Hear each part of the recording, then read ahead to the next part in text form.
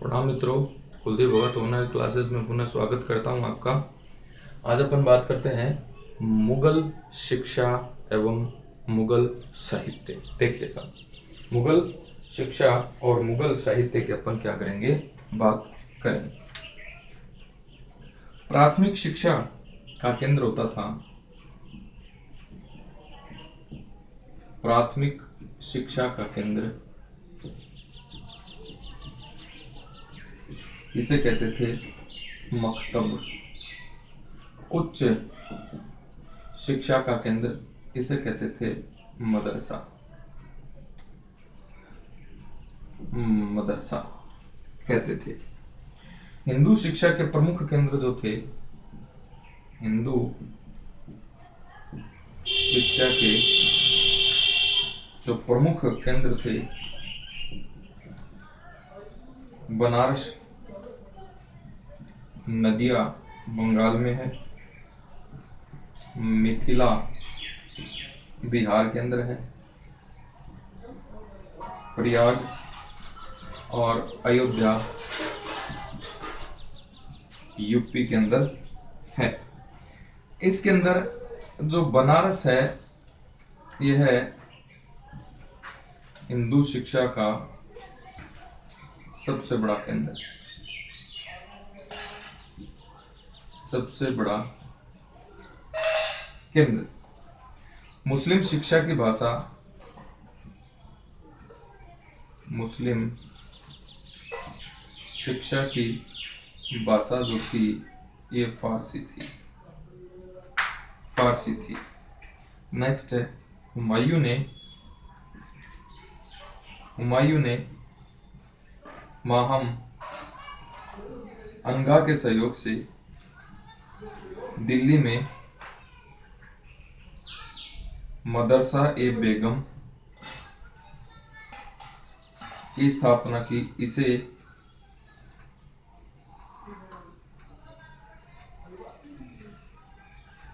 खैर उल मंजिल भी इसे ही कहा गया था। अकबर ने फारसी को सर्वपहले राजभाषा बनाया था। सर्वप्रथम अपनी राजभाषा अकबर ने बनाया था। शाहजहां ने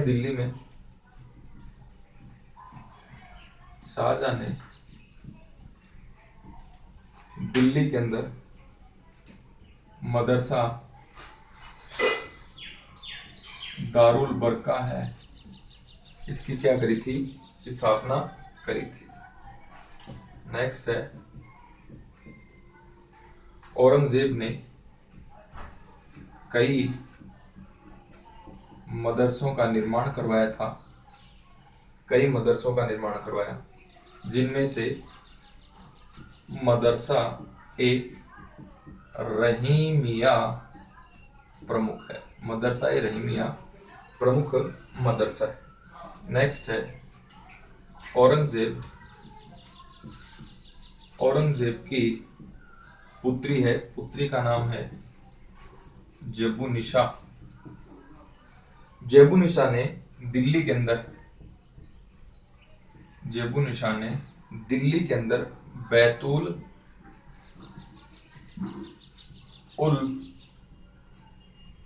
उलूम नामक एक पुस्तकालय है, इसकी क्या करी थी, स्थापना करी थी। ये पुस्तकालय है साहब,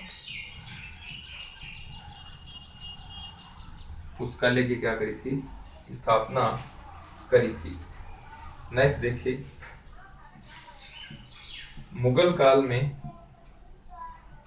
लखनऊ है, लखनऊ का फिरंगी महल मदरसा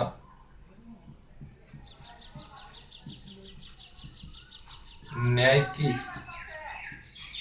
की शिक्षा के लिए प्रसिद्ध था। सियालकोट है, इसके अंदर इस मदरसा के अंदर व्याकरण की शिक्षा दी जाती थी। दिल्ली का शाह अल्लाह मदरसा था, इसमें परंपरागत मान्यताओं की शिक्षा दी जाती थी। मुस्लिम शिक्षा का जो प्रमुख केंद्र था, मुस्लिम शिक्षा का प्रमुख केंद्र मुल्तान, सिंध, लाहौर, आगरा, दिल्ली थे। इसमें सर्वाधिक जो महत्वपूर्ण था, ये कौन था? आगरा था। सर्वाधिक जो महत्वपूर्ण था ये आगरा था। देखिए, मुस्लिम शिक्षा की अपन बात करें, प्राथमिक शिक्षा का केंद्र मकतब होता था। मुस्लिम शिक्षा का उच्च शिक्षा का केंद्र मदरसा होता था। हिंदू शिक्षा के केंद्र बनारस, नदिया, बंगाल, मिथिला, बिहार, प्रयाग व अयोध्या ये हिंदू शिक्षा के प्रमुख केंद्र हुआ करते थे। और बनारस जो है ये हिंदुओं का सबसे प्रमुख केंद्र होता था, सबसे बड़ा शिक्षा का केंद्र था, हिंदू शिक्षा का केंद्र था। मुस्लिम जो शिक्षा है ये फारसी भाषा में दी जाती थी। हुमायूं ने महामनगा के सहयोग से दिल्ली के अंदर एक मदरसा बनवाया था। मदरसे का नाम है मदरसा ए बेगम और इसी मदरसा का नाम खैर उल मंजिल भी है। अकबर ने फारसी भाषा को राजभाषा बना दिया था। शाहजहां ने दिल्ली के अंदर मदरसा ए दारुल बरका की स्थापना करी थी। मदरसा ए दारुल बरका की स्थापना करी। औरंगजेब ने कई मदरसों का निर्माण करवाया, जिसके अंदर प्रमुख मदरसा है मदरसा ए रहीमिया है। औरंगजेब की पुत्री जेबुन शाह ने दिल्ली के अंदर बैतुल उलूम नामक एक पुस्तकालय की स्थापना करी थी। और एक पुस्तकालय की स्थापना हुमायूं है, इसने भी पुस्तकालय की दीन-ए-इलाह नामक पुस्तकालय था, उसकी स्थापना करी थी। हुमायूं के बारे में बताया जाता है कि हुमायूं मुगलों में सर्वाधिक पढ़ा लिखा शासक था और जब युद्ध अभियानों में भी जाता था तो हुमायूं है यह अपने साथ में एक बड़ा पुस्तकालय है ये साथ लेकर के चलता था। एक पुस्तकालय से संबंधित बात है, ये अपन और पढ़ेंगे। तो देखिए, मुगल काल है, इसके अंदर लखनऊ में फिरंगी महल नामक मदरसा है, यह न्याय शिक्षा का केंद्र था। सयालकोट के अंदर जो मदरसा था, इस यहाँ पर व्याकरण की शिक्षा दी जाती थी। और दिल्ली का शाह उल्लाह मदरसा था, इसके अंदर परंपरागत मान्यताओं की शिक्षा दी जाती थी। तो 3 मदरसे ध्यान में रखने हैं। लखनऊ का फिरंगी महल मदरसा, इसमें किसकी शिक्षा? न्याय की शिक्षा। सयालकोट का मदरसा, व्याकरण की शिक्षा। दिल्ली का शाह उल्लाह मदरसा है, इसके अंदर परंपरागत मान्यताओं की शिक्षा दी जाती थी। मुस्लिम शिक्षा के जो प्रमुख केंद्र थे मुल्तान, सिंध, लाहौर, आगरा, दिल्ली और सर्वाधिक प्रमुख जो केंद्र था इनके अंदर आगरा हुआ करता था। एक क्वेश्चन है जो अपन देख लेते हैं। तो देखिए, सर्वाधिक जो पढ़ा लिखा शासक था ये कौन था? हुमायूं मुगल काल में सर्वाधिक शिक्षित था और इसने दीन ए पनाह नामक पुस्तकालय की क्या करी थी? स्थापना करी थी। और यह व्यक्ति अभियानों में जाता था तब भी अपने साथ में एक पुस्तकालय लेकर के चलता था। और अकबर के हरम के अंदर भी क्या होता था? पुस्तकालय होता था। ये दोनों बातें इंपॉर्टेंट हैं और एग्जाम में पूछी हुई है और आगे पूछे जाने की संभावना है। हुमायूं सबसे ज्यादा शिक्षित था और सबसे कम पढ़ा लिखा कौन था? अकबर। अनपढ़ ही था, ये तो अनपढ़ था। और हुमायूं सबसे ज्यादा शिक्षित था और दीन-पना नामक पुस्तकालय की स्थापना करी थी। हुमायूं जब अपने अभियानों में जाता था तो एक पुस्तकालय साथ लेकर चलता था। अकबर अनपढ़ शासक था मुगलों के अंदर और अनपढ़ है, यह अपने हरम में क्या रखता था? पुस्तकालय रखता था। ये बात होगी साहब मुगलों की शिक्षा पद्धति के बारे में, प्रमुख बातें होगी। देखिए, आगे देखें, अब अपन बात करेंगे मुगल साहित्य। मुगलों का साहित्य इंपोर्टेंट, यहां से क्वेश्चन बनेंगे साहब। सबसे पहले देखें बाबर कालीन साहित्य। बाबर कालीन साहित्य, बाबर की आत्मकथा है बाबरनामा। बाबरनामा दूसरी भाषा में तुजु के बाबरी भी कहते हैं, आपको पता है। कौन सी भाषा की है? तुर्की भाषा की है। इसमें तात्कालीन बाबर नामा है, तात्कालीन भारत की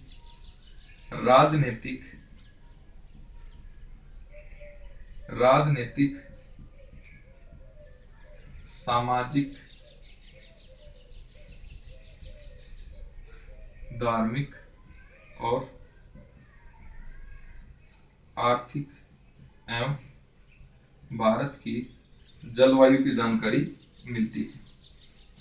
बाबर को जीवनी लेखकों का राजकुमार कहते हैं। जीवनी लेखकों का राजकुमार कहते हैं। बाबरनामा का 4 बार फारसी व 3 बार अंग्रेजी में इसका अनुवाद हो चुका है। देखिए फारसी अनुवाद देखिए, फारसी अनुवाद इसका अपन देखते हैं तो हुमायूं के समय इसका अनुवाद है जोना खां तथा पाइंदा खां ने किया। 2 बार हो गया। अब है अकबर के समय अब्दुल रहीम खान ने किया। अब्दुल रहीम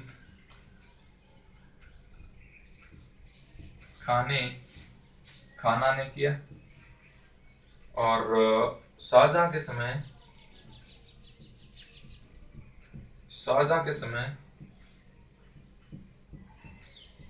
अबू तालिब तुर्बाती ने किया। अबू तालिब तुर्बाती ने इसका क्या किया था? अनुवाद किया था। तो 4 बार हो गया ये फारसी में अनुवाद। अब देखिए अंग्रेजी अनुवाद। अंग्रेजी अनुवाद है ये लिडन एल्किन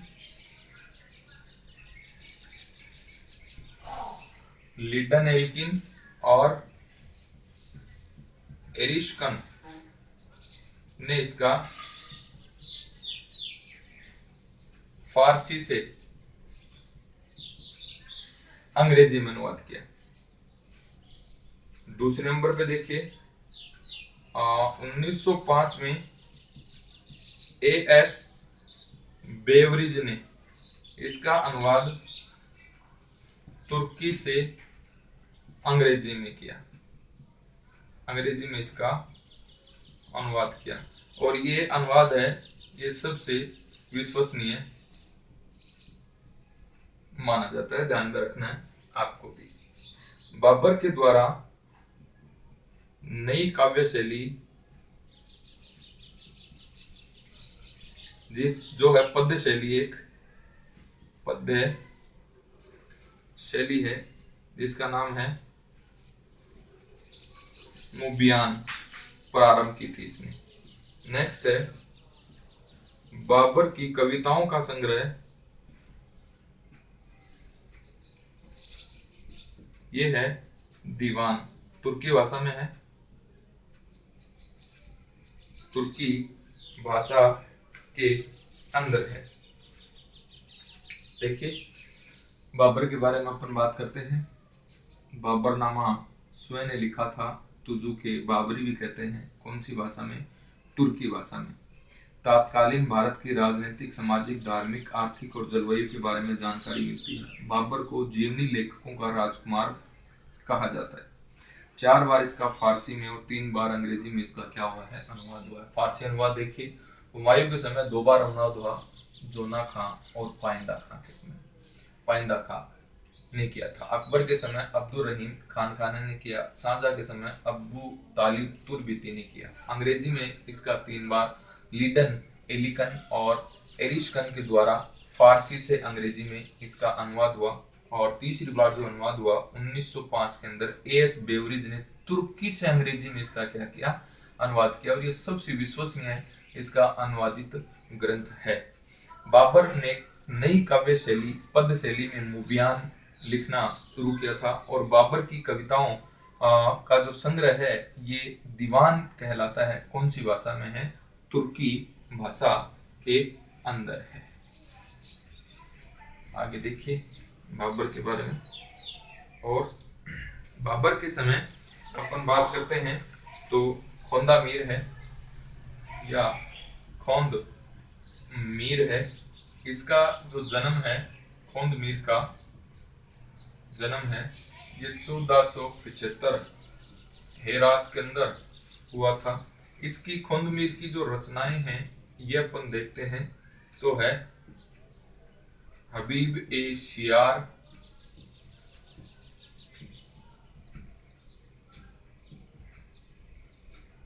खुलासत उल अखबार और दस्तूर उल वजूरा और कानून ए हुमायूनी। हुमायूं ने इसको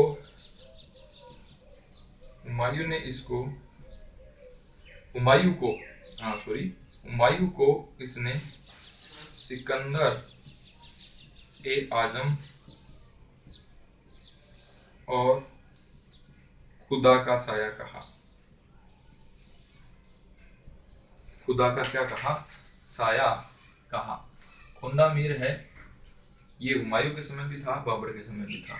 जन्म हेरात में हुआ था 1475 में। इसकी कुछ रचनाएं हैं हबीब शियार, खुलासत उल अखबार, दस्तूर उल वजूरा, कानून ए हुमायूनी। हुमायूं को खोंदा मीर ने सिकंदर ए आजम और खुदा का साया कहा था। देखिए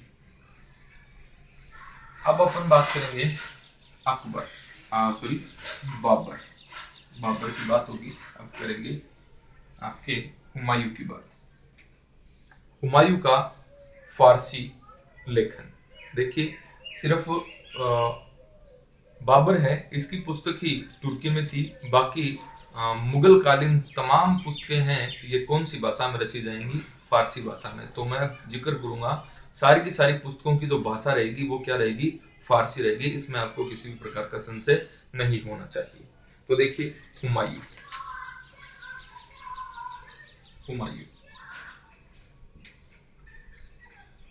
देखें साहब, हुमायूं की अपन बात करें।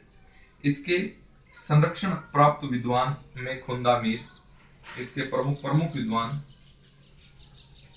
खोंदा मीर और जौहर आफताबची था। खोंदा मीर को हुमायूं है एक उपाधि देगा,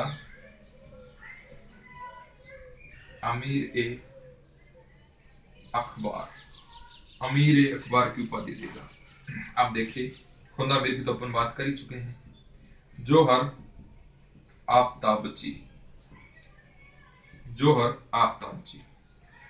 इसकी जो पुस्तकें हैं ये कौन कौन सी है? तज़किरात उल वाकियात, इसी का दूसरा नाम है तारीख ए हुमायूं शाही, इसी का दूसरा नाम है तारीख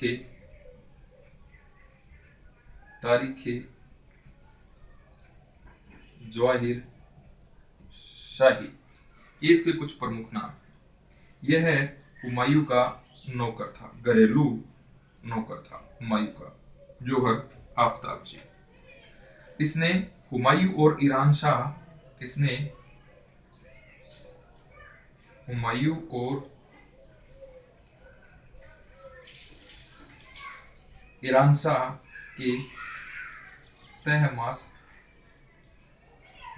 के तहमास्प के आपसी मतभेद का जिक्र किया। मतभेद का क्या है, जिक्र किया है। दूसरे नंबर पे देखिए, मिर्जा हैदर दोगलत। मिर्जा हैदर दोगलत, इन्होंने पुस्तक लिखी तारीखे रशीदी। पुस्तक कौन से साहब, तारीखे रशीदी। तीसरी है गुलबदन बेगम, हुमायूं की बहन थी, इसने हुमायूं नामा लिखा था, अकबर के आदेश पर लिखा गया था ये। और इसकी एकमात्र पांडुलिपि, इसकी जो पांडुलिपि है यह है लंदन के ब्रिटेन म्यूजियम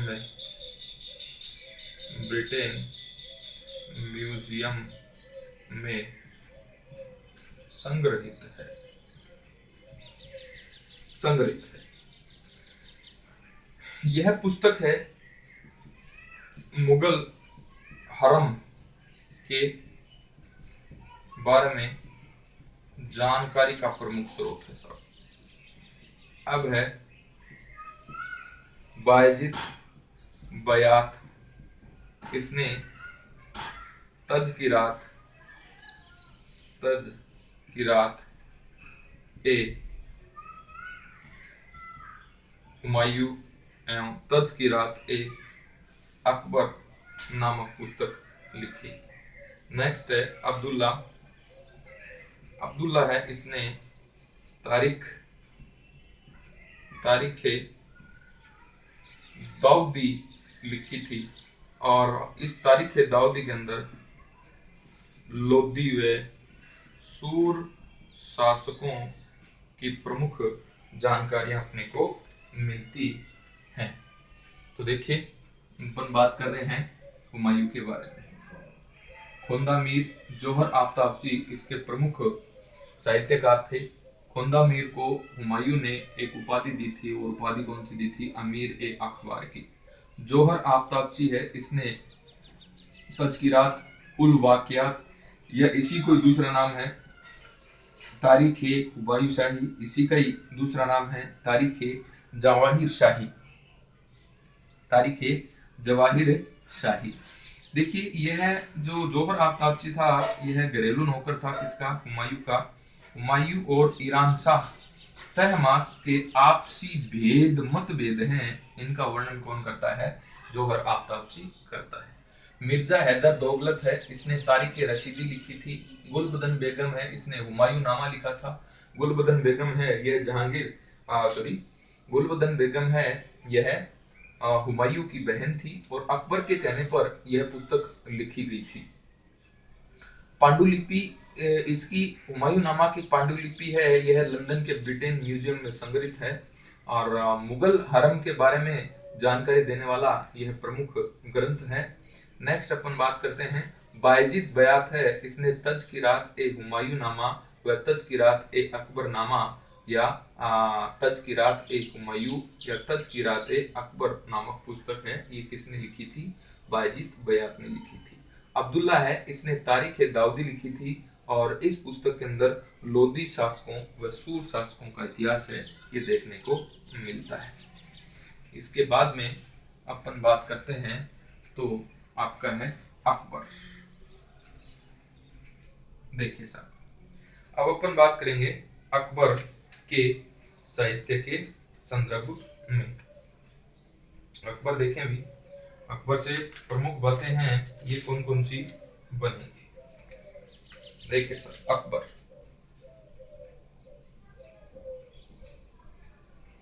अकबर देखिए, भारत में दरबारी इतिहास लेखन, भारत में दरबारी इतिहास लेखन की जो परंपरा की शुरुआत करी थी वो किसके समय हुई थी? अकबर के समय हुई थी। अकबर की पसंदीदा जो लेखन शैली थी इसका नाम है नस्तलिक।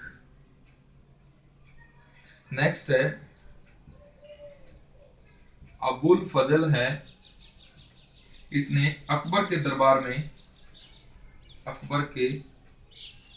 के अंदर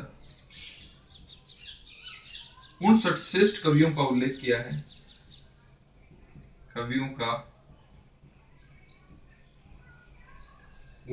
है। नेक्स्ट है अकबर ने फैजी को उपाधि दी थी मलिक उश शोरा की उपाधि देता है। अकबर देता है, किसको देता है साहब? फैजी को देता है। अकबर के समय सर्वश्रेष्ठ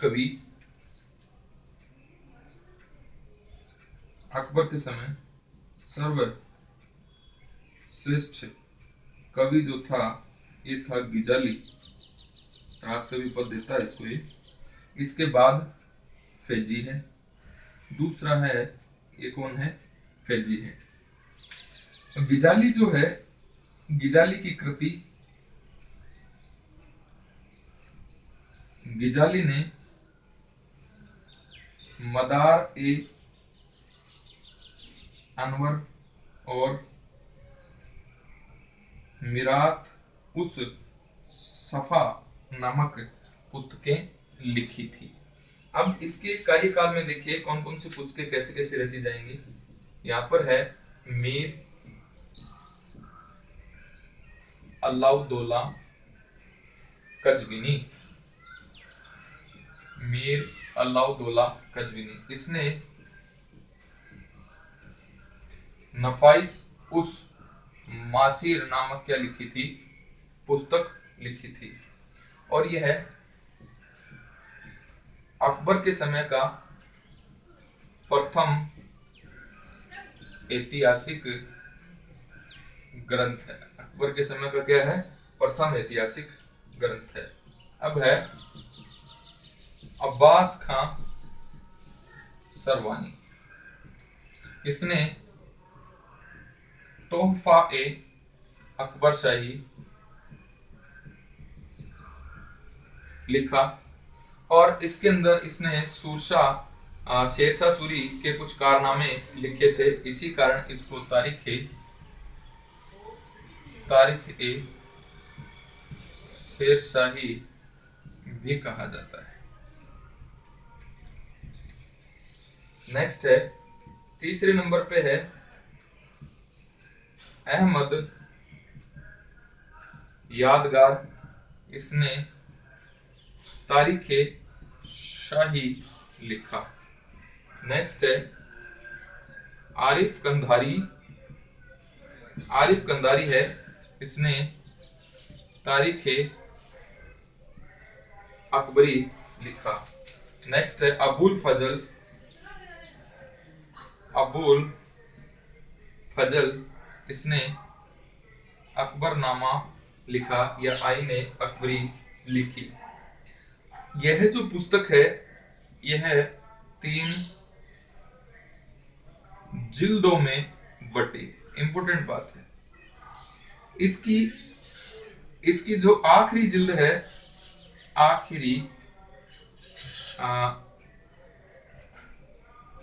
जिल्द है, इसे आईने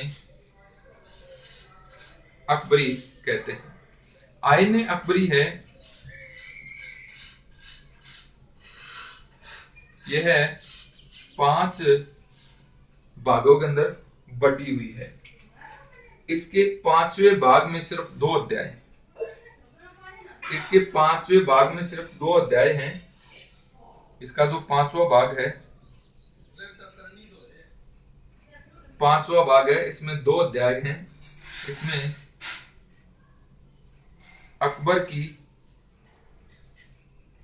कहावतें और अबुल फजल की आत्मकथा है। अबुल फजल की क्या है?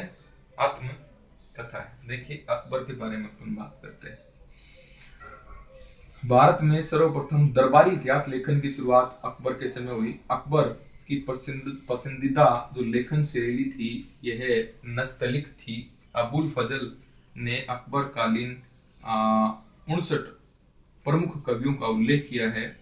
अकबर ने फैजी को मलिक उश शोरा की उपाधि दी थी। अकबर का सर्वश्रेष्ठ कवि गिजाली था, उसके बाद में फैजी का नंबर आता था। गिजाली ने कुछ रचनाएं लिखी थी, मदार ए अनवर, और दूसरी इसकी रचना है मिरात उस सफा। अब देखिए अकबर कालीन प्रमुख साहित्यकार हैं। इसमें देखिए मीर अलाउद्दीन कजवीनी है, इसने नफाइस उस मासिर लिखा और ये अकबर के काल का प्रथम ऐतिहासिक ग्रंथ है। दूसरा है अब्बास खां सरवानी, इसने तोहफा ए अकबर शाही लिखा और अब्बास खां सरवानी ने शेरशाह सूरी के कारनामों को लिखने का प्रयास किया था। इसी कारण इसी पुस्तक को तारीख ए शेरशाही के नाम से भी जाना जाता है। अहमद यादगार, इसने तारीख शाही लिखा। आरिफ कंदारी है, इसने तारीख अकबरी लिखा। अबुल फजल है, इसने अकबरनामा लिखा। अकबरनामा है, इसकी 3 जिल्दें हैं, जिसकी आखिरी या तीसरी जिल्द है इसे आईने अकबरी कहा जाता है। आईने अकबरी है, इसको 5 भागों में बांट दिया गया था। इसका 5वां भाग है जिसके अंदर अकबर की कहावतें और अबुल फजल की आत्मकथा के बारे में जानकारी मिलती है।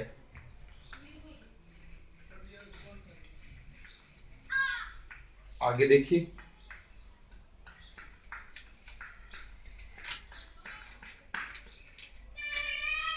नेक्स्ट है अकबरनामा और आइन का अनुवाद।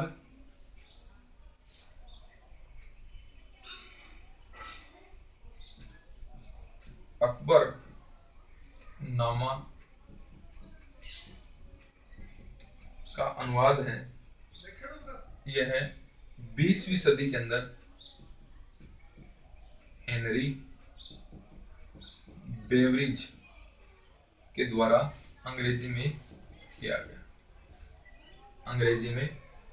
गया था। छठी जो पुस्तक है यह है इनायत उल्लाह, यह है तकमीलत ए अकबरनामा। तकमीलत ए अकबरनामा। अबुल फजल की हत्या के बाद अकबर का दरबारी इतिहासकार है, ये इनायतुल्लाह बना था। अबुल फजल की हत्या के बाद अकबर का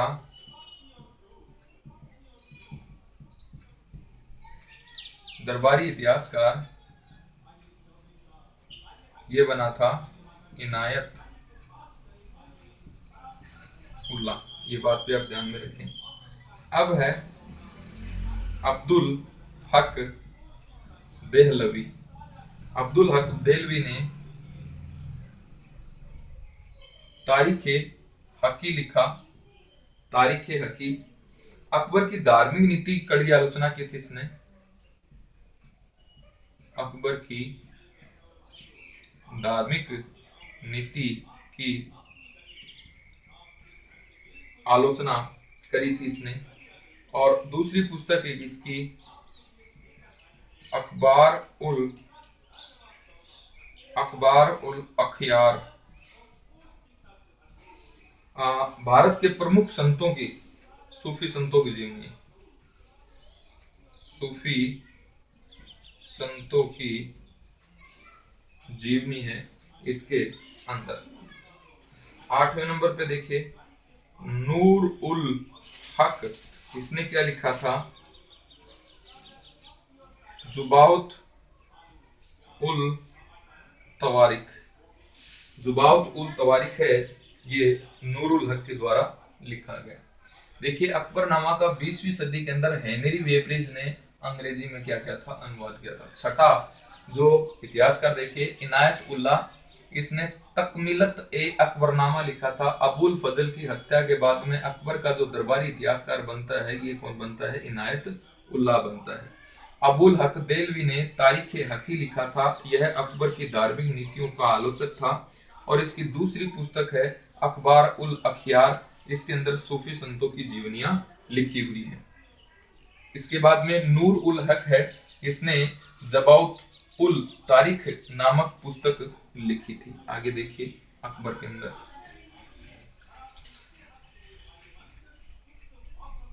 नेक्स्ट देखिए बदायूनी है, अब्दुल कादिर बदायूनी।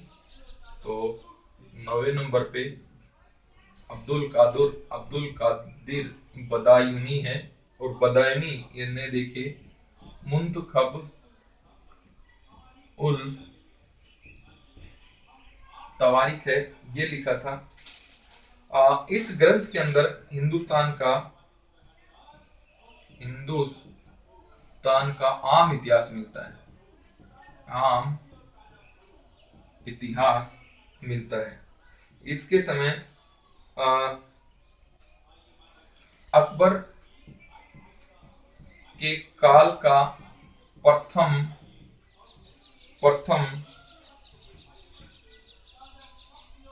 क्रमबद्ध इतिहास है। ये अपने को कौन सी पुस्तक में मिलता है? मुंतखब में मिलता है। बदायूनी है, यह अकबर की धार्मिक नीतियों का कट्टर विरोधी था।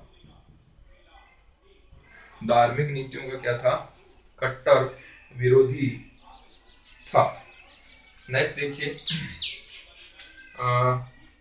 बदायूनी है, इसी ने ही कछवाहों को अपने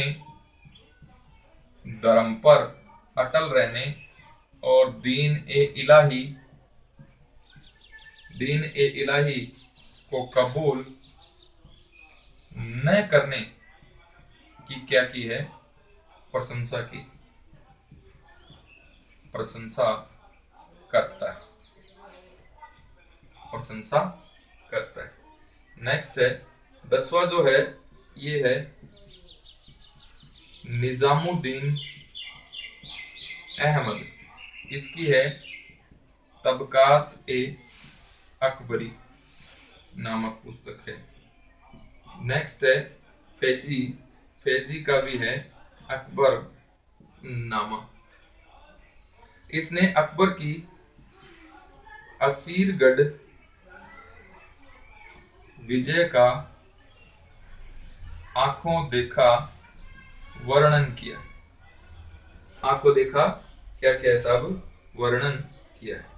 एक है तारीख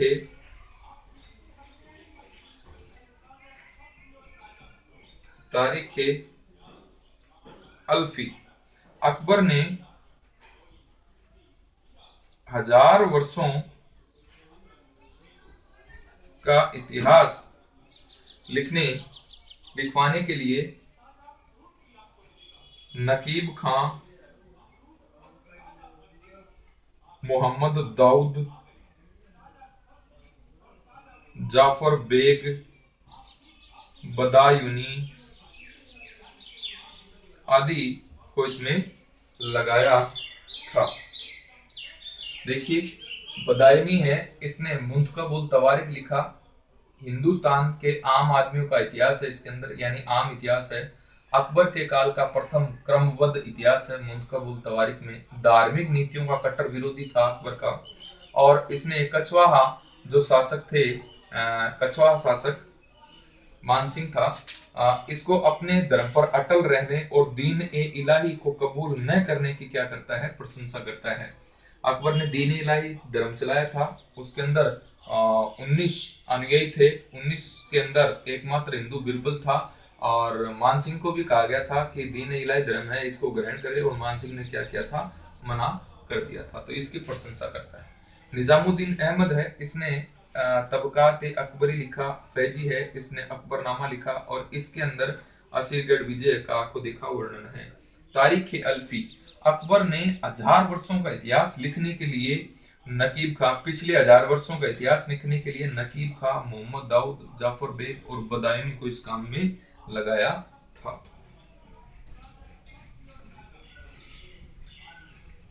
आगे देखिए, अकबर ने अनुवाद विभाग की स्थापना करी थी। अनुवाद विभाग, देखिए अनुवाद विभाग, अनुवाद विभाग की स्थापना करी थी इसके अधीन, फैजी के अधीन, फैजी के अधीन अनुवाद विभाग की स्थापना करी थी। इसके अंदर अपन ग्रंथ देख लेते हैं। तो देखिए कौन कौन से ग्रंथ हैं और उनके नाम हैं वो कौन कौन से हैं। तो ग्रंथ संस्कृत ग्रंथ थे, तो देखिए महाभारत,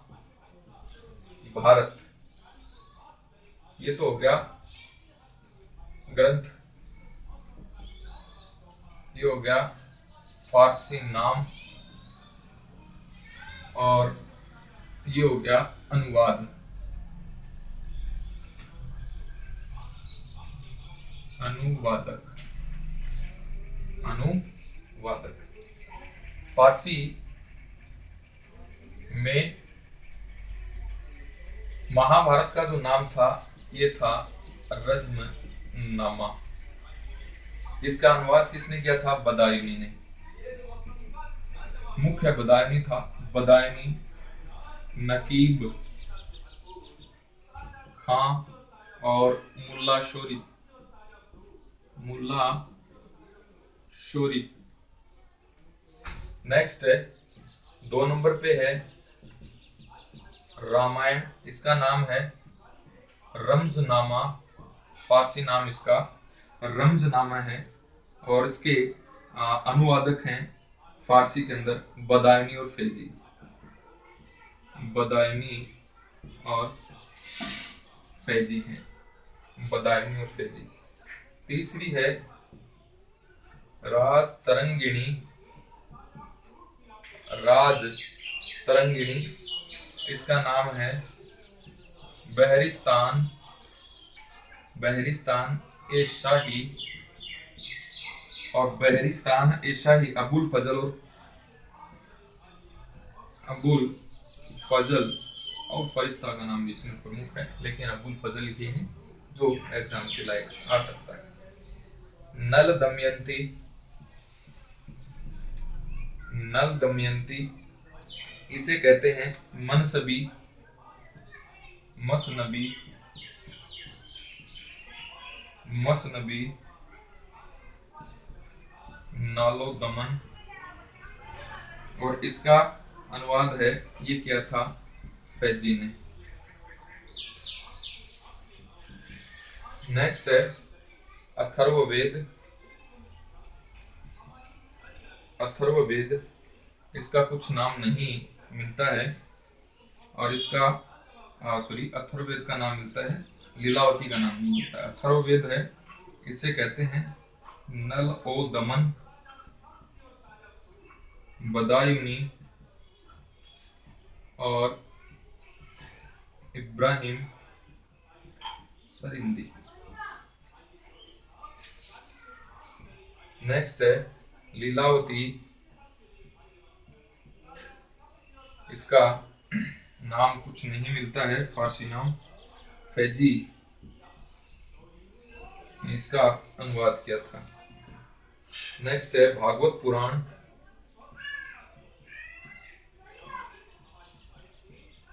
इसका कुछ नाम नहीं मिलता है, राजा टोडरमल ने इसका अनुवाद किया था। राजा टोडरमल ने इसका क्या किया था साहब, अनुवाद किया था। नेक्स्ट है हरिवंश पुराण है, इसको जमते ए रशीदी कहा गया, और मौलाना शेरी इसके अनुवादक थे। नेक्स्ट है 52 उपनिषदों का संग्रह किया था। फारसी में इसका नाम है सिर्र अकबर, सिर्र अकबर द्वारा सिखों के द्वारा किया गया था। 10वें नंबर पे है पंचतंत्र, इसका नाम है अनवर ए सुहेली,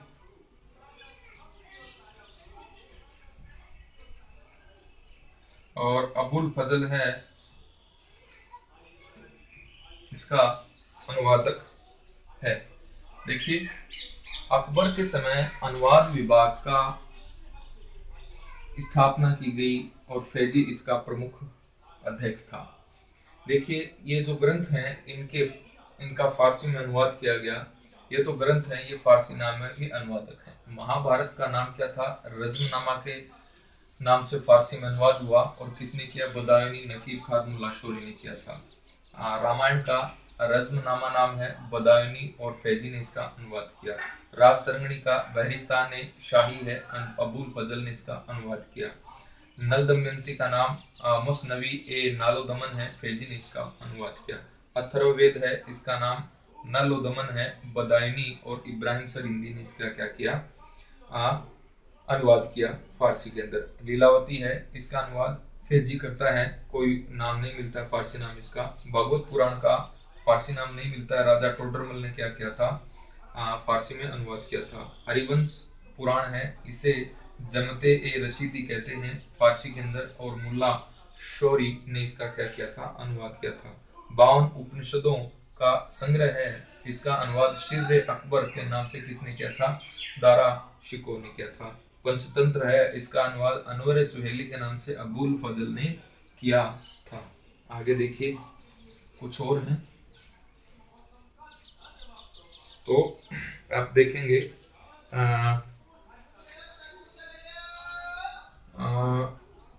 पंचतंत्र के बाद में कालिया दमन है, अयार ए दानिश के नाम से, अयार ए दानिश के नाम से किसने किया था? अबुल फजल ने किया था। नेक्स्ट है सिंहासन, सिंहासन बत्तीसी ने नामा ए खिराज अफजा के नाम से बदायूनी ने किया। नेक्स्ट है कथा सरित सागर, कथा सरित सागर है, ये है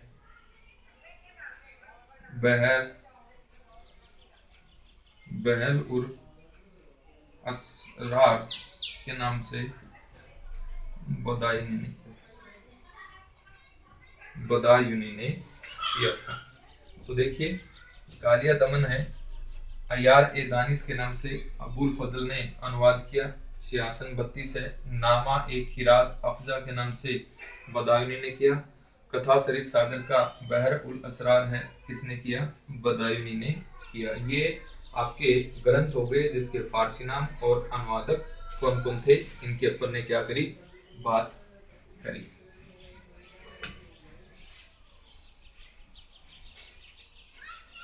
आगे देखिए साहब, आप देखिए जहांगीर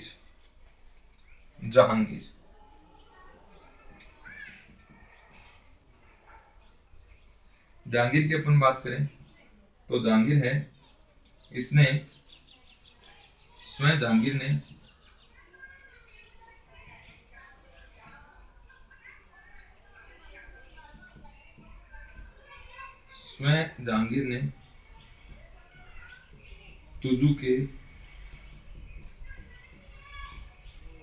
तुजू के जहांगीरी में प्रथम 12 वर्षों का इसने इतिहास स्वयं लिखा था। इसके बाद 19वें वर्ष तक का इतिहास है, ये मोतमीद खान ने लिखा, और अंतिम अंतिम रूप है, यह है मौलवी मोहम्मद हादी ने इसको दिया था। अब देखिए मोतमिद खां है,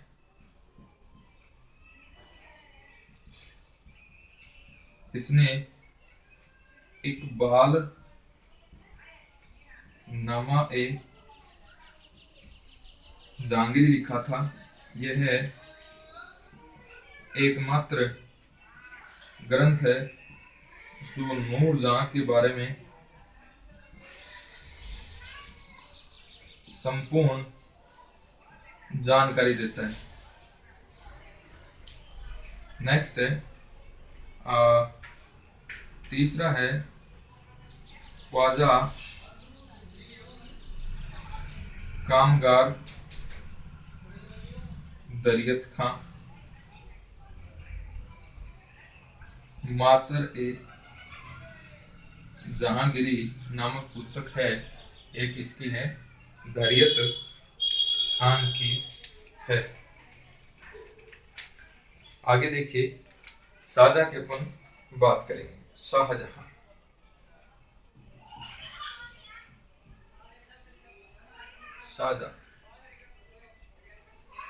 श्रेष्ठ कवि अबू तालिब कलीम था इसका, जिसको राजकवि नियुक्त किया था। अबू तालिब कलीम, देखिए कलीम के द्वारा साकीनामा पुस्तक है, ये लिखी गई। मोहम्मद अमीन कजवीनी था, इसके द्वारा पातशाहनामा है, ये लिखा गया, पातशाहनामा लिखा गया। शाहजहां के समय प्रथम सरकारी इतिहासकार था। शाहजहां का प्रथम सरकारी इतिहासकार था। नेक्स्ट है अब्दुल मोहम्मद लाहौरी, अब्दुल हमीद लाहौरी, इसने भी पादशाह नामा लिखा। नेक्स्ट है मोहम्मद वारिस, इसने भी पादशाह नामा लिखा।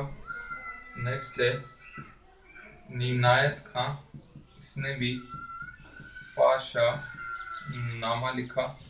और इनायत खान ने एक पुस्तक और लिखी थी, शाहजहां नामा। नेक्स्ट है सादिक खां, इसने तारीखे शाहजहानी लिखी। तारीखे शाहजहानी लिखी इसने। नेक्स्ट है चंद्रभान ने चार चमन की पुस्तक लिखी। चार चमन के अंदर शाहजहां के शासन प्रणाली व उसके वजीरों का वर्णन है। वजीरों का क्या है, वर्णन किया गया। तो देखिए अपन बात कर रहे हैं जहांगीर की। जहांगीर है, इसने स्वयं तुजु के जहांगीरी लिखी थी। प्रथम 12 वर्षों का इतिहास है। इसके बाद 19वें वर्ष तक मोतमिद खां ने लिखा और अंतिम रूप से इसको मौलवी मोहम्मद हादी ने पूर्ण किया था। मोतमिद खां है, इसने इकबाल नामा ए जहांगीरी लिखी थी। एकमात्र ग्रंथ है जो नूरजहां के बारे में संपूर्ण जानकारी देता है। ख्वाजा कामगार दरियत खां है, इसने मासर ए जहांगीरी लिखी थी। मासर ए जहांगीरी ये पुस्तक भी ध्यान रखनी आपको। अब देखिए शाहजहां का प्रमुख जो राजकवि था वो कौन था, अबू तालिब कलीम।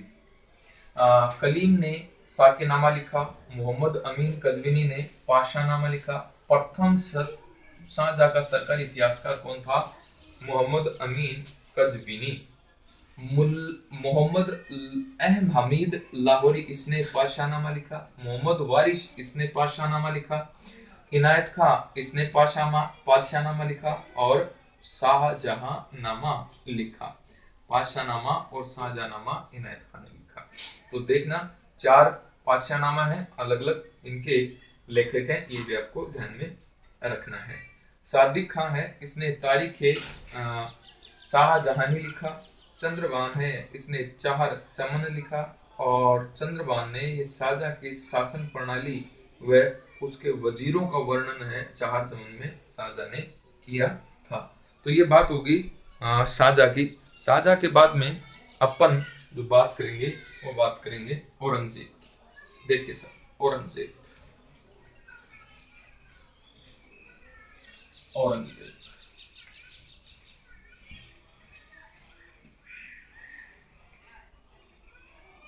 औरंगजेब देखिए सर,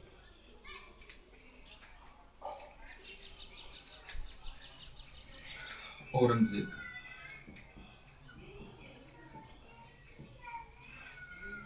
औरंगजेब है फतवा ए आलमगिरी।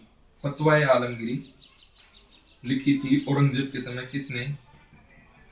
शेख निजामुद्दीन अहमद ने लिखी थी। इसके अंदर फारसी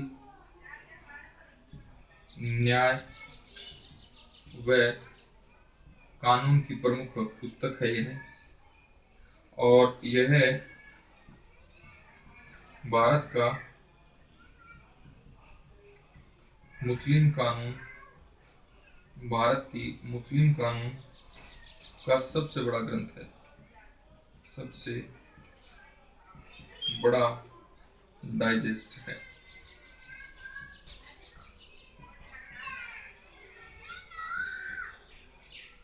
नेक्स्ट है,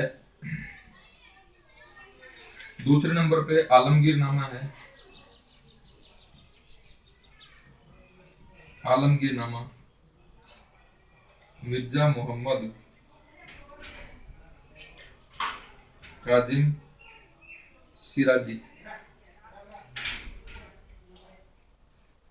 सिराजी ने लिखा था। औरंगजेब का प्रथम व अंतिम सरकारी इतिहासकार। नेक्स्ट है आपका मुंतखब उल लुबाब। ये किसकी है? खफी खां की है और औरंगजेब की आलोचना का वर्णन करता है। आलोचना का क्या करता है? वर्णन करता है। नेक्स्ट है जफरनामा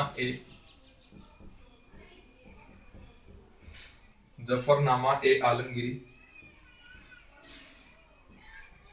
अकील खां, नुस्खा ए दिलकुशा,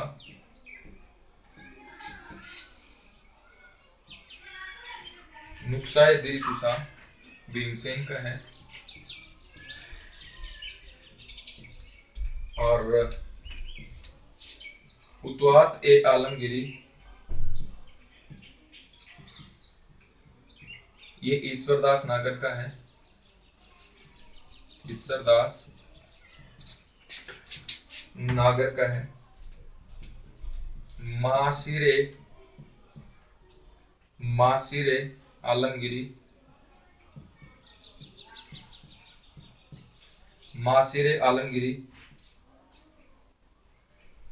मोहम्मद साकी का है।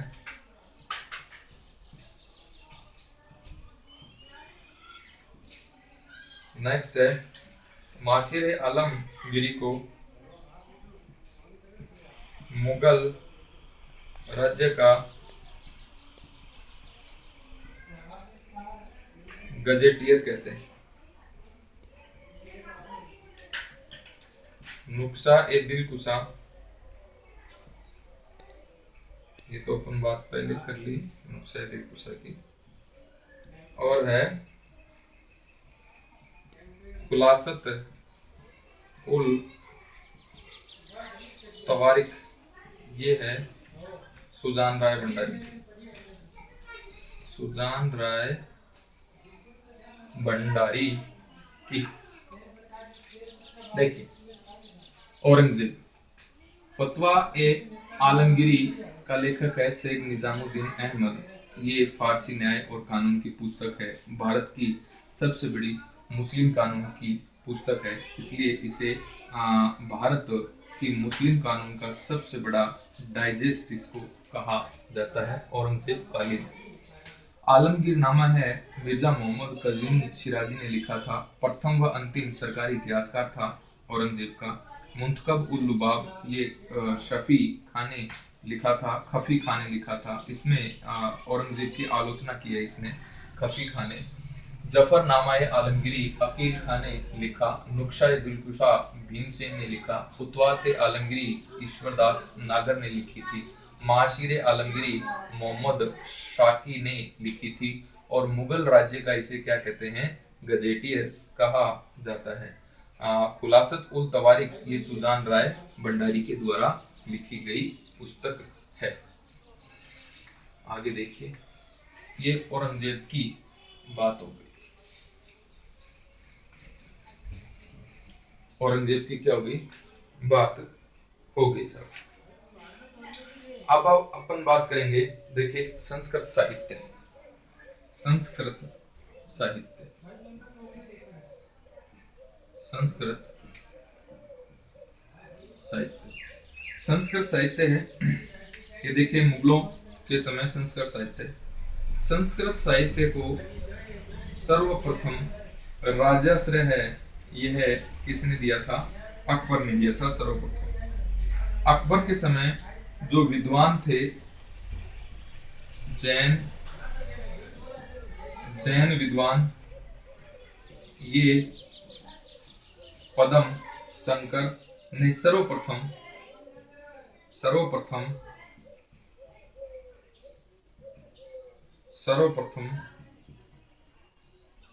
फारसी के अंदर फारसी में संस्कृत का शब्दकोश तैयार किया था, जिसका नाम रखा था फारसी प्रकाश। नेक्स्ट है चक्कर कवि ने जानकी परिणय की रचना करी थी। नेक्स्ट है हरि सौभाग्य ने सुभिष्ट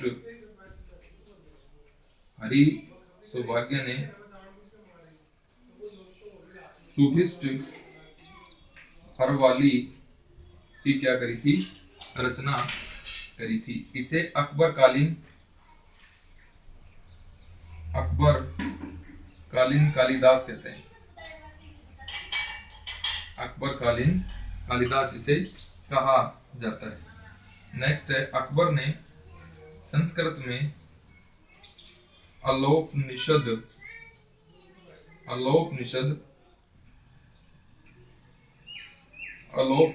उपनिषद की रचना करवाई थी, जिसका जो लेखक है ये कौन था, फैजी था। अलोपनिषद की रचना करवाई थी, जिसका लेखक फैजी था। नेक्स्ट है दरभंगा का ठाकुर, जिसका नाम था महेश दास। दरभंगा का ठाकुर था महेश दास। इसने संस्कृत में अकबर काल का क्या लिखा था, इतिहास लिखा था, जिसका नाम सर्वदेश वृत्तांत संग्रह रखा गया। सर्वदेश वृत्तांत संग्रह रखा गया।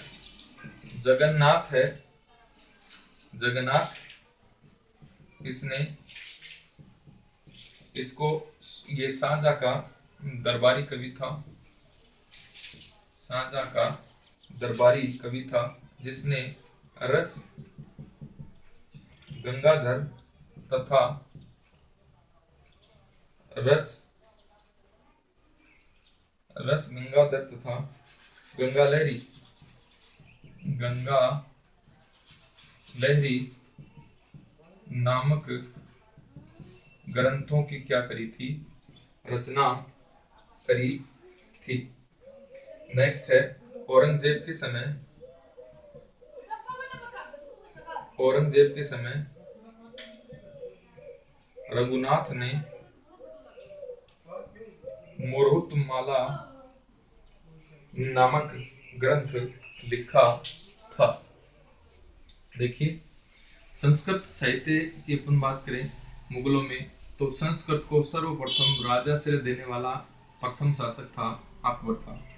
इसके समय जैन विद्वान पद्म शंकर ने सर्वप्रथम फारसी में संस्कृत का शब्दकोश तैयार किया था, जिसका नाम फारसी प्रकाश रखा गया था। चक्र कवि ने जानकी परिणय नामक ग्रंथ लिखा। हरि सौभाग्य ने सुभिष्ट हरावली नामक ग्रंथ लिखा।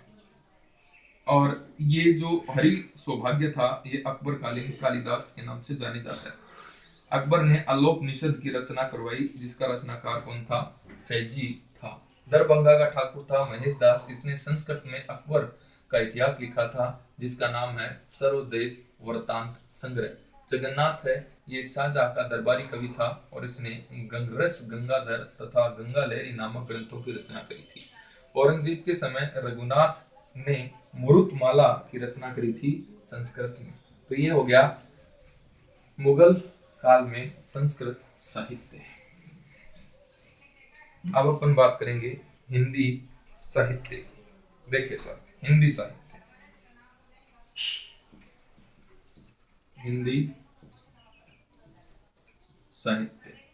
हिंदी साहित्य की जब अपन बात करें तो देखिए, अकबर का जो काल था, ये हिंदी कविताओं के लिए स्वर्ण युग था। नेक्स्ट देखिए, इसके समय अब्दुल रहीम खान खाना था, ये हिंदी का कवि था। इसने रहीम सतसई,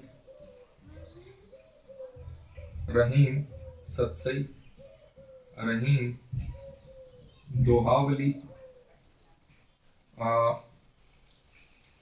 बरवे नायिका भेद,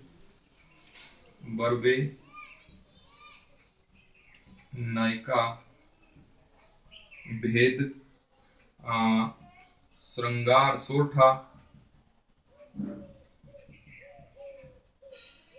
सोठा आदि ग्रंथों की क्या की थी, रचना की थी।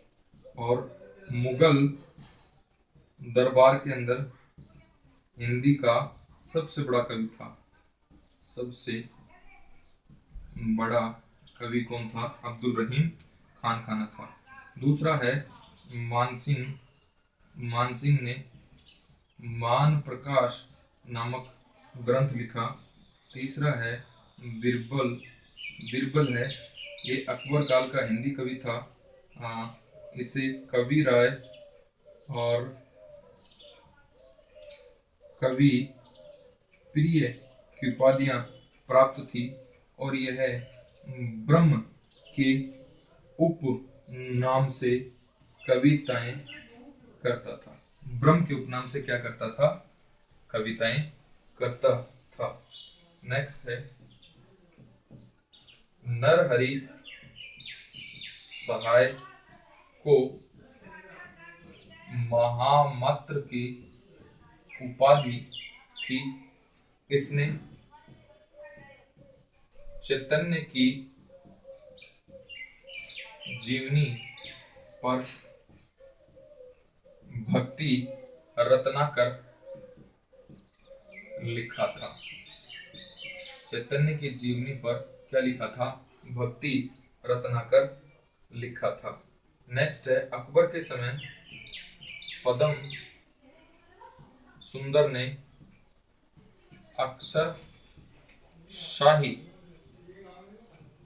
श्रृंगार दर्पण की रचना की थी।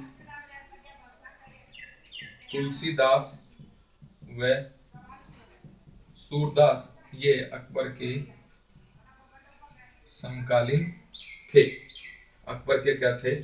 समकालीन थे। नेक्स्ट अपन बात करते हैं जहांगीर। जहांगीर के समय क्या था? जहांगीर का भाई दानियाल जो था यह हिंदी के अंदर कविताएं करता था। कवि जटमल है, इसने गोरा बादल लिखा था। नेक्स्ट है जगन्नाथ है, इसको पंडित राय की उपाधि दी गई थी। यहाँ पर कवि केशव है, कवि केशव दास जहांगीर के समय का श्रेष्ठ हिंदी कवि था। इसने कुछ प्रमुख रचनाएं करी थी। रसिक प्रिय, रतन प्रिय, कवि प्रिय,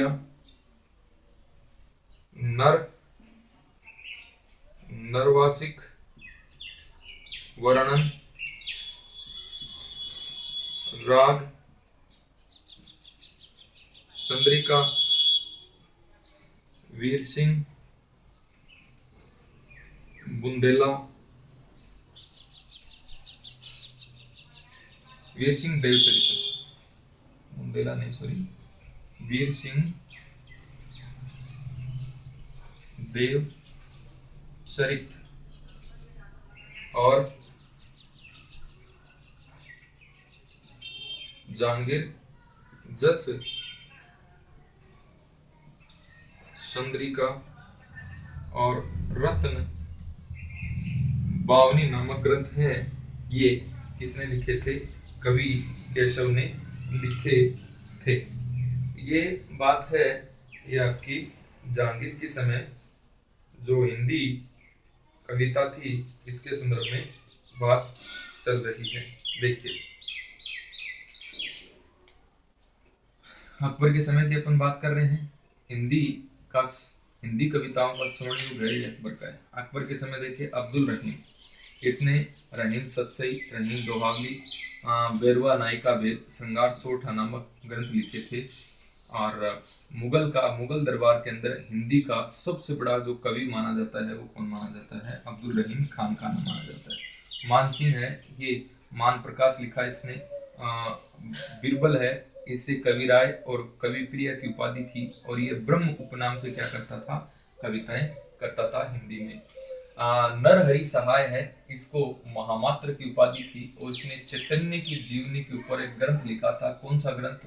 भक्ति रत्नाकर का ग्रंथ लिखा। पद्म सुंदर है, इसने अक्षरशाही श्रृंगार दर्पण ग्रंथ लिखा। तुलसीदास और सूरदास ये किसके समकालीन थे? अकबर के समकालीन थे। जहांगीर देखिए इसका भाई दानियाल था जो हिंदी के अंदर कविताएं करता था। इसके समय कवि जटमल है, इसने गोरा बादल लिखा। जगन्नाथ है, इसको पंडित राय की उपाधि थी। कवि केशव राय है, ये श्रेष्ठ कवि था। किसका? जहांगीर कालीन श्रेष्ठ हिंदी कवि था। इसने रसिक प्रिय, रतन प्रिय, कवि प्रिय, नरवासिक वर्णन, राग चंद्रिका, वीर सिंह देव चरित्र, जहांगीर जस चंद्रिका और रत्न बावनी नामक क्या लिखे थे? ग्रंथ लिखे थे।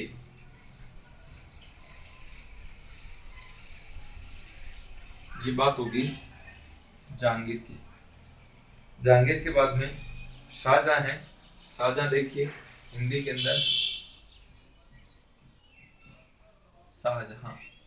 शाहजहां है, इसमें देखिए तो इसके समय पंडित जगन्नाथ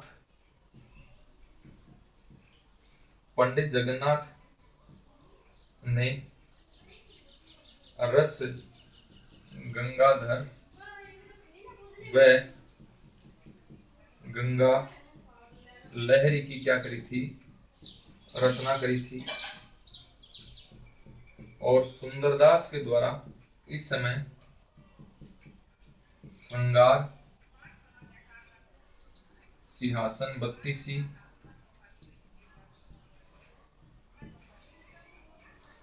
बारहमासा और बावनी नामक ग्रंथ लिखे थे। इसे कविराय तथा महाकविराय की उपाधि प्रदान की गई थी। नेक्स्ट देखेंगे अब बंगाली साहित्य। बंगाली साहित्य की अपन बात करें, पहले देख लें साझा को देखते हैं एक बार। पंडित जगन्नाथ ने इनके समय रस गंगाधर व गंगा लहरी की रचना करी थी। सुंदरदास इसके समय प्रमुख हिंदी कवि था। इसने श्रृंगार, सिंहासन बत्तीसी, बारहमासा और बावनी नामक ग्रंथों की रचना करी थी। सुंदरदास को कविराय और महाकविराय की उपाधियां प्राप्त थी। तो ये बात होगी सब हिंदी के बारे में। हिंदी के बाद में अपन बात करेंगे बंगाली साहित्य, जो समकालीन था मुगलों के ही। बंगाली साहित्य ऐसे क्वेश्चन पूछ लिया जाता है। कृष्णा दास कविराज, इसने चैतन्य चरितामृत लिखा। वृंदावन दास है, इसने चैतन्य भागवत लिखा। जयानंद व त्रिलोचन दास है, इसने चैतन्य मंगल लिखा। काशीराम है, इसने महाभारत का बांग्ला में अनुवाद किया था। नासिरुद्दीन नुसरत शाह के समय।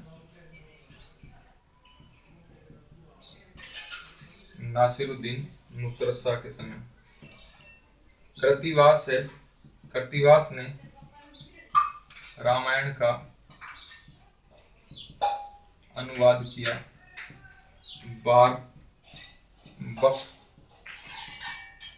बारबक्शा के काल में। इसे बंगाल की बाइबिल कहते हैं। बंगाल की बाइबिल इसे कहा जाता है। नेक्स्ट है मुकुंदराम चक्रवर्ती, इसने कवि कंकण चंडी की रचना की। प्रोफेसर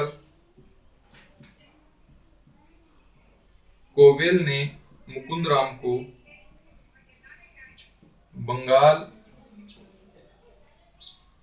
साहित्यिक केकड़ा कहा। देखिए बंगाली साहित्य, कृष्णदास कविराज ने चैतन्य चरितामृत लिखा। वृंदावन दास ने चैतन्य भागवत लिखा। जयानंद व त्रिलोचन दास ने चैतन्य मंगल लिखा। काशीराम ने महाभारत का बांग्ला में अनुवाद किया नासिरुद्दीन नुसरत शाह के समय। कृतिवास ने रामायण का बांग्ला में अनुवाद किया बारबक्शा के समय। इसे बंगाल की बाइबिल कहते हैं। मुकुंदराम चक्रवर्ती ने कवि कंकण चंडी नामक पुस्तक लिखी। कवि कंकण चंडी नामक पुस्तक लिखी। प्रोफेसर कोवेल ने मुकुंद राम को बंगाली साहित्य का केकड़ा कहा। तो ये बंगाली साहित्य के बारे में बातें हुई। कुछ बातें उर्दू साहित्य के बारे में भी जाने आप। तो देखिए उर्दू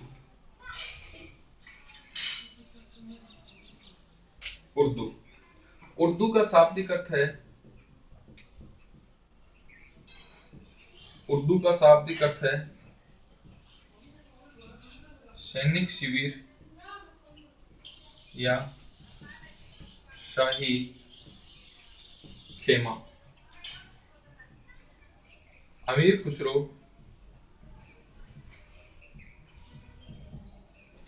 खुसरो ने इसे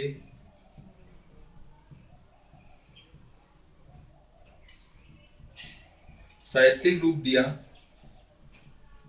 जिसे हिंदवी या रेखता कहा जाता है। मोहम्मद शाह रंगीला ने ये प्रथम मुगल बादशाह है जिसने उर्दू को राजकीय संरक्षण दिया था। उर्दू को क्या दिया था? राजकीय संरक्षण दिया। उर्दू साहित्य में देखिए उर्दू का जो शाब्दिक अर्थ है यह सैनिक शिविर या शाही खेमा। अमीर खुसरो ने इसे साहित्यिक रूप दिया जिसे हिंदवी या रेखता कहा जाता है। इंपोर्टेंट बात है। मोहम्मद शाह रंगीला जो उत्तर मुगल कालीन शासक है, ये प्रथम मुगल बादशाह है जिसने उर्दू को क्या दिया था? राजकीय संरक्षण दिया था। तो ये बातें अपनी हो गई मुगल साहित्य के बारे में। धन्यवाद।